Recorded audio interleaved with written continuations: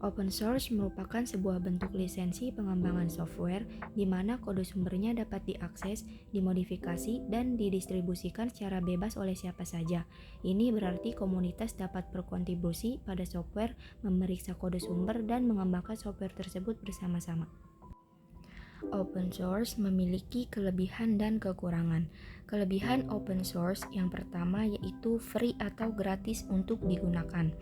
Bersifat legal, pengguna dapat memodifikasi dan bebas mengembangkan sendiri, tidak ada pembajakan, dan kode sumber terbuka memungkinkan orang untuk memeriksa dan memahami bagaimana perangkat lunak bekerja.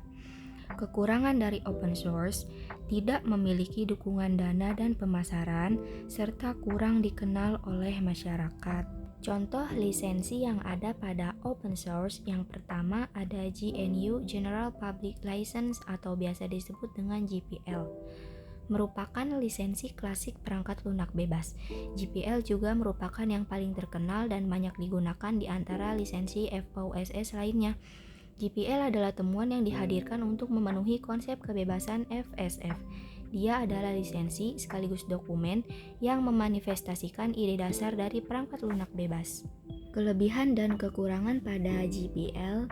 Kelebihannya yang pertama, lisensi ini menjamin bahwa kode sumber perangkat lunak yang dilisensikan dengannya tidak dapat disembunyikan atau dikendalikan oleh satu individu atau perusahaan. Ini memungkinkan komunitas untuk terus mengembangkan dan memperbaiki perangkat lunak yang bersangkutan. Lalu, GPL memastikan bahwa perubahan yang dibuat pada perangkat lunak yang dilisensikan dengannya harus dibagikan kembali dengan lisensi yang sama, sehingga komunitas dapat terus memperbaiki dan mengembangkan perangkat lunak. Dan lisensi ini menjamin bahwa perangkat lunak yang dilisensikan dengannya tidak dapat digunakan untuk tujuan yang tidak etis atau merugikan komunitas. Kekurangannya, proses pengembangan perangkat lunak yang dilisensikan dengan GPL dapat menjadi lebih rumit karena keterlibatan komunitas yang lebih besar. Dan beberapa perusahaan tidak ingin menggunakan perangkat lunak GPL karena syarat yang harus diterima, seperti harus membagikan perubahan yang dibuat dengan lisensi yang sama yang dapat menghambat kemajuan bisnis mereka. Contoh aplikasi yang menggunakan lisensi open source GNU General Public License GPL adalah yang pertama Linux. Sistem operasi berbasis kernel Linux merupakan salah satu proyek open source yang paling terkenal. Linux merupakan sistem operasi yang fleksibel dan dapat diakses oleh siapa saja sehingga sering dipakai oleh pengguna pribadi maupun perusahaan. Lalu yang kedua ada LibreOffice. LibreOffice adalah suite perkantoran open source yang mencakup pengolah kata, spreadsheet, presentasi, dan database. LibreOffice adalah alternatif gratis untuk Microsoft Office dan kompatibel dengan berbagai format file. Yang terakhir ada GIMP. GIMP GNU Image Manipulation Program adalah program pengeditan gambar open source yang sering digunakan sebagai alternatif gratis untuk Adobe Photoshop. GIMP menawarkan berbagai alat dan fitur untuk retouching foto, komposisi gambar, dan pembuatan gambar. Contoh lisensi open source yang lainnya yaitu ada lisensi open source MIT. Adalah salah satu jenis lisensi open source yang sangat sederhana dan permisif.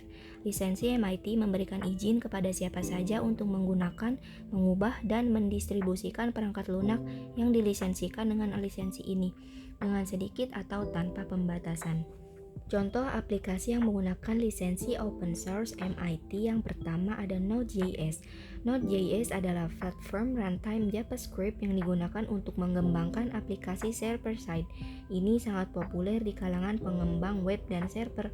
Yang kedua ada jQuery, library JavaScript open source yang digunakan untuk mempermudah pengembangan aplikasi web.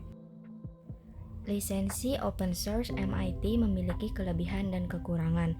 Kelebihannya sederhana dan fleksibel. Lisensi MIT sangat sederhana dan mudah dipahami. Ini memungkinkan siapapun untuk dengan cepat memahami syarat-syarat penggunaan perangkat lunak. Kekurangannya yaitu tidak melindungi kontributor. Karena lisensi ini sangat liberal, tidak ada jaminan bahwa perubahan atau kontribusi yang dibuat oleh orang lain akan kembali ke komunitas open source. Ini bisa menjadi kelemahan jika tujuan Anda adalah memastikan kontribusi kembali ke proyek.